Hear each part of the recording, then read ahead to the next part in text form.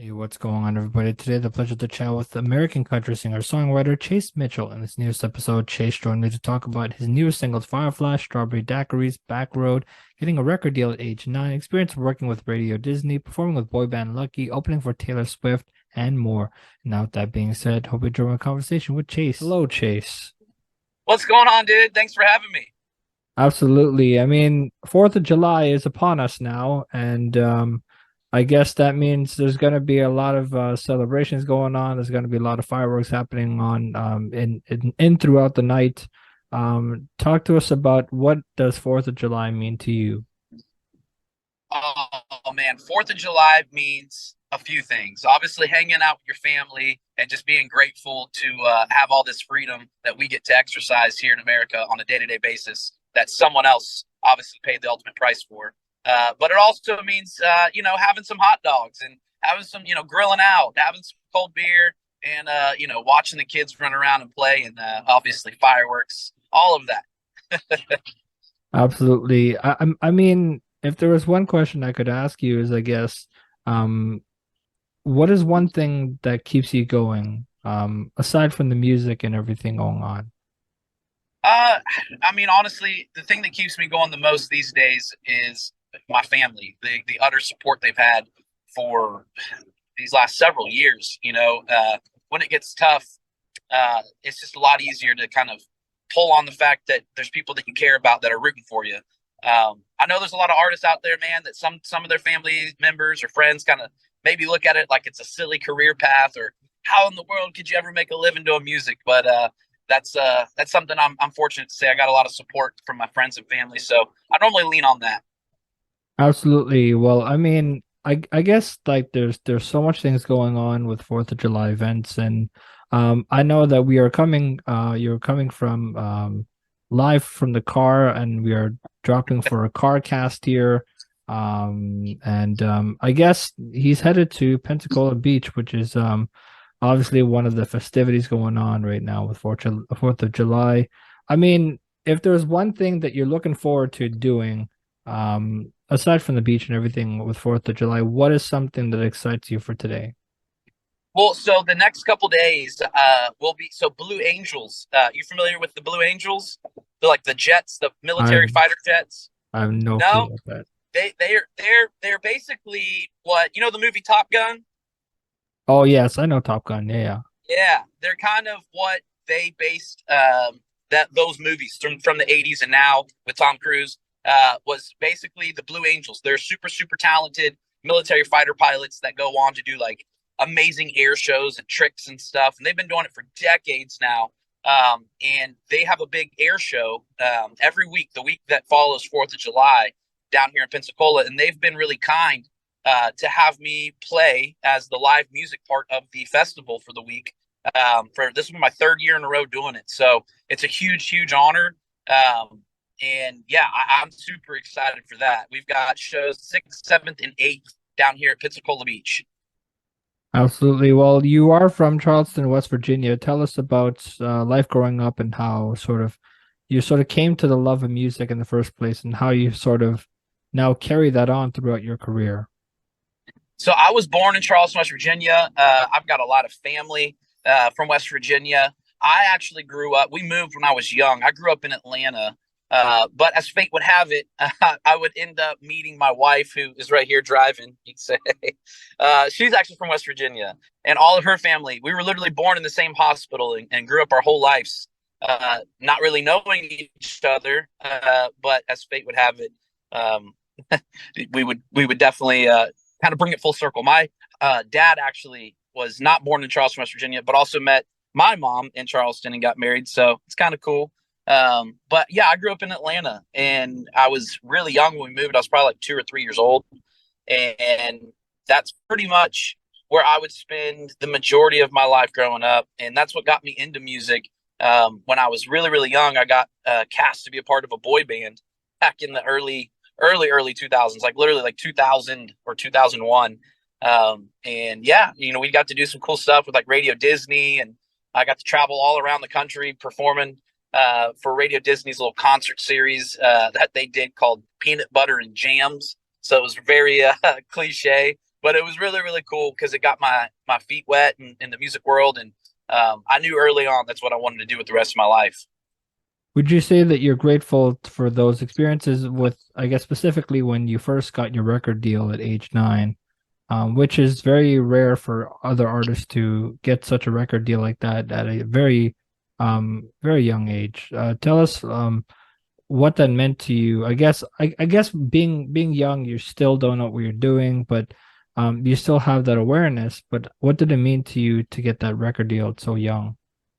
It kind of I realized then at a really young age that because I didn't know what that really meant. At 9, 10 years old, you don't really know what signing a recording contract or a management contract really entails. You're just a kid. You're just happy to be there, just doing what you love to do. But I did notice around then, it became a lot more serious with like my parents and the other adults that were, in the picture as far as on the business side of stuff.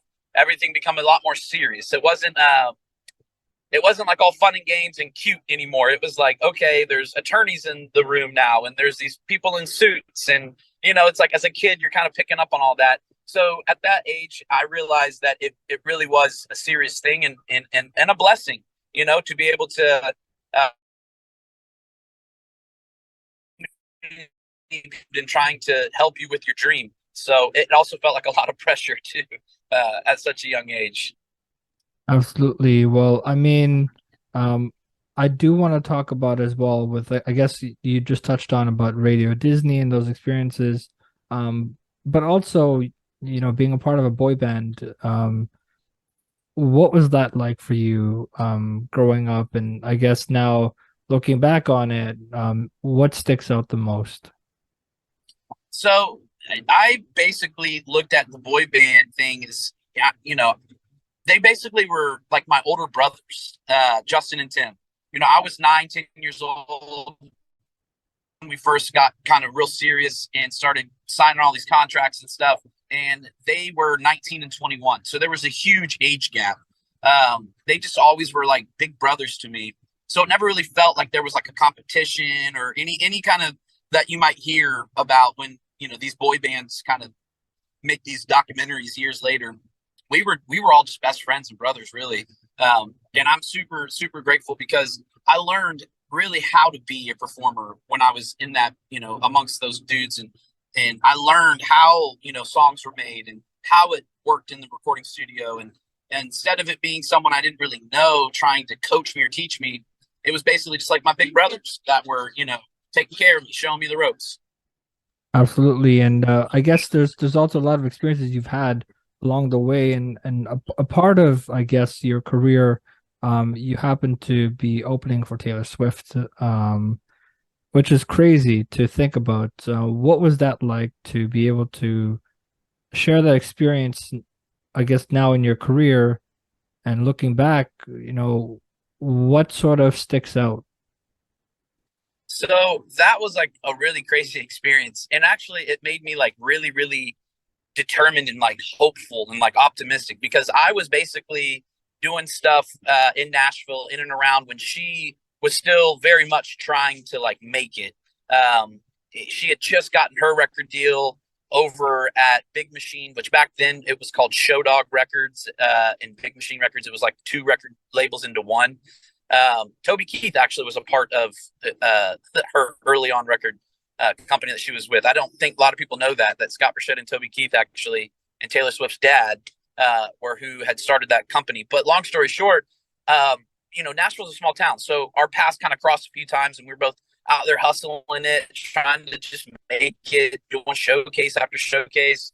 And then it seemed like in a blink of an eye, someone just like snapped their finger, and Taylor Swift had her first single out, Tim McGraw, and it was blowing up, at radio. And then I think by the time she had her second or third single out, was when we got the chance to go and play a festival with her called Country Concert in the Hills. And it was in Fort Laramie, Ohio. And the amount of people that showed up, like, just blew my mind because all I was thinking about is, man, it wasn't just a year or two ago, and you were still out here hustling it up and down Music Row like I was. So it made me really hopeful. It really was like encouraging, honestly. to see that and to see how far she stayed with it and taking it. I always was blending pop and R&B with country way back in the day before anyone was doing it. And to see her be able to do what she's done in her unique way, again, I think that just gives me even more motivation to kind of just keep going. Of course. And obviously with those experiences comes with inspirations that you've had along the way and different artists that you've picked up in terms of inspirations and influences. And something that stuck out to me was you sort of love to be inspired by international artists, which is really cool to see. I mean, Yes. talk to me about sort of where that first started and does that still occur now? Absolutely. I was told early on by a couple different kind of like mentors of mine, never chase what's on the radio. Because if you do, you're going to sound like, yes, by the time you get around to recording or putting something out, it's going to sound like yesterday's, stuff. So that's why it's really important to just always be as unique as possible and as honest as possible and not try to, I feel like these days everyone's trying to, especially there in Nashville, trying to write the next big Morgan Wallen song or the next big Bailey Zimmerman song. And it's like, that's already been done, and they're doing it. So I feel like the only thing I can do to keep my mind open is to listen to artists from all over the world, and not just what's popular right now here in America, because you might discover something that you like, something that you want to incorporate into one of your own songs. And that's part of, the biggest thing about being a creative for me is just being a sponge, soaking up good music's good music, whether it's somewhere you've been before or somewhere you've been. Good music, good music. Music is a feeling. I feel like if you can draw on that, you're going to come across something that's just more unique. And it makes me worry less. Like if I'm definitely a sponge in that sense, and I reiterate what's being done. So I have to be careful to make sure I'm putting in something different, in my ears. Absolutely. Well, I want to talk about your singles that you've had out. You've had a lot of them, but I want to talk about two particular ones, Back Road as well. And you had two other songs that you recently released, which are Strawberry Daiquiris and Fireflies. But the two of them that stuck out the most are Back Road, Strawberry Daiquiris. Talk to us about Back Road first, and then we'll get into Strawberry Daiquiris afterwards.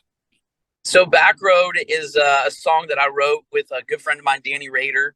And that was my first real single after all these years of doing music. We've never taken a song to radio. So that was kind of like something way different and super exciting. And it was, we released it back in October. And these last 6 months, it, has been up and down on the charts. And that's just been a wild ride. I've never had anything like that happen. California, when I heard it for the first time on the radio, and that was wild. I'm literally sitting halfway across the country. We were doing some shows out in Napa and at the end of October, and we're just sitting there, and all of a sudden, boom, it came on. I was like, that, oh man, it was insane. Absolutely. Well, let's talk about Strawberry Daiquiris. Where did this song come from, and tell us about the creation behind it.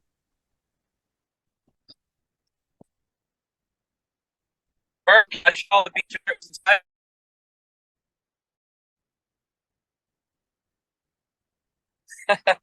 I don't know if you can see it or not. So Strawberry Daiquiris, I'm a beach dude at heart. I know some people like being, in the mountains or being on a farm. I'm a beach dude at heart. And also Danny Rader, my producer, who I wrote it with, he was born and raised in Panama City Beach. And so we just kind of both wanted to write something that was just a feel good,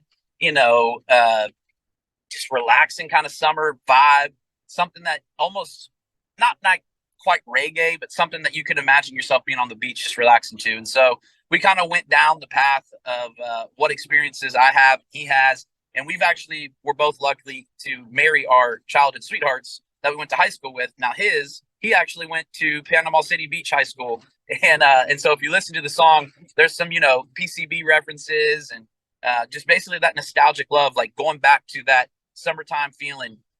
Imagine a couple who's maybe been married for 20 years and life's just busy and kids are growing up, and all you want to do is just for one weekend slow it down and go back to that spot where you fell in love on the beach. And so that was our goal with Strawberry Daiquiris. And we Absolutely. kind of, I think we got close. Absolutely. Well, I mean, there's also another single that you've recently released, which is Fireflies. Now, I want to ask you, is that correlating with Owl City's song Fireflies, or what's going on there? Well, so I actually wrote and recorded that song. I just released it a few days ago on a whim. It wasn't planned at all. I recorded that song back in 2005. I was like 16 years old when I wrote and recorded that song with a good buddy of mine, Nick Culbertson. And it sat on a hard drive now for over a decade or more, decade and a half. And the other night we were out catching fireflies with my daughters, and my wife had gotten this amazing picture. That's my daughter in the album art. And I was just like, man, like, why have I not released Fireflies? I have a song about this, you know? And so she was like, just do it then. Let's just do it, you know? Like, who's telling you you can't? So that was kind of why we got around to releasing that song. If you can tell and you listen, you can probably hear I sound so much younger in it. I was 16 when I recorded it. Absolutely. Well, I mean, obviously, you're just talking about Danny Rader, who's Academy of Country Music Musician of the Year winner.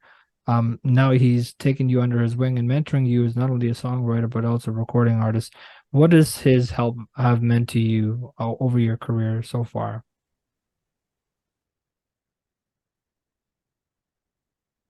So Danny has basically been helping me more than I can honestly than anyone could imagine. You know, a lot of the times producers and artists get put together by the label, or you know, maybe it's just if they're lucky, someone that they, you know, have heard of or worked with before. But the relationship with Danny and I, it's more little brother, big brother. I actually met Danny when I was about 16, 17 years old when he was touring with Jason Aldean. And then fast forward like 12, 13 years later or so, we would meet again. And we just kind of, after reconnecting, decided, you know what, dude, let's write a bunch of music and let's just see where this goes. And so he's kind of been showing me the ropes on how Nashville, you know, publishing works, songwriting, how it works to go in and actually develop a song from scratch. So, and then more than that, also just he's an amazing father, an amazing husband, and he's been so successful in his career in music that there's a lot of takeaways and a lot of lessons that he's able to teach me. So it's just kind of worked out to be this just beautiful thing. And I'm so, so grateful for it. Of course. And I mean, there's one advice that I remember doing some research about you, and you someone asked you about what was the best advice that you've been given, and you said that there's a reason why racehorses wear blinders. If you're focused on someone else's race, you'll miss your shot and the magic of the moment. Does that advice still sort of stick with you today more than ever? Oh, absolutely. I mean, that's something I have to remind myself week to week, because at the end of the day, it's not, there's only so much space, you know, for artists on radio, and it's like real estate. And sometimes it's really easy to get caught up in it, and you start viewing everyone as your competition or something. And that's never fun. You know, that doesn't, it's never, you don't want to be stuck in that mode all the time. And so I kind of have to remind myself, run your race. You know, it's not about what everyone else is doing. You know, God has a plan for you, and that's true. And in his time, everything works out. And so as long as you're just focusing on what you have to handle, then, you know, and control what you can control, that's the most that you can really ask for, you know? Well, of course. And as we're wrapping up here, I want to ask you about if there was one person that is already in heaven that you would want to play a song with, who would that person be? What song would you play? That would be my pappy. And I would probably play a melody of Wind Beneath My Wings and Country Roads Take Me Home by John Denver. Absolutely. Well, I mean, if there was, I mean, what, no, what, okay, so if there was Like an what artist who would you, passed away. I mean, it could be both, but ideally, it probably want to be if there was one person that is passed away already that you would want to play a song with, who would that be, and what song would you play? Michael Jackson, for sure. For sure. Do you know what song you would play? Oof, I would probably, I would want it to be one of his like funky songs like Dirty Diana, but then I wouldn't be able to just do that. I'd have to then do like Man in the Mirror. I'd have to kind of like Absolutely. blend it because I'd want to rock out with them and then I'd want to have like a heartfelt moment. Absolutely. Well, I mean, in regards to your career, what would you say is like the most powerful, like out of body experience that you've had in your career? Well, I mean, recently it's been kind of crazy with some of these shows that we had on this cheer tour because I'm real with myself. I know that getting a chance to play in these huge arenas for thousands and thousands of girls is like, or cheerleaders in general that are screaming their hearts out. It's a rare opportunity and it feels really good as an artist. And I hope that I'm able to sell some more records and get some more streams up and be able to redo all of that all over again. But it was pretty crazy to see so many people just so excited in one place to be jamming out and singing along. Absolutely. Well, I mean, with that being said, thank you so much for chatting with me. I had such a great time being able to explore all this music with you. I mean, I really hope you have a great 4th of July, and I hope you do take care of yourself and stay safe out there. You too, brother. I hope we can do this again sometime soon, man, once we release some more music. Absolutely. Well, to the listeners who made it this far into the episode, thanks so much for sticking around. I hope you enjoyed my conversation with American country singer-songwriter Chase Mitchell. You can find him on social media as well, and I'll tag all of his socials in the description below. And check out his music on all music streaming platforms as well. I've been your host, Jigme Kelsang. Thanks for tuning to the show.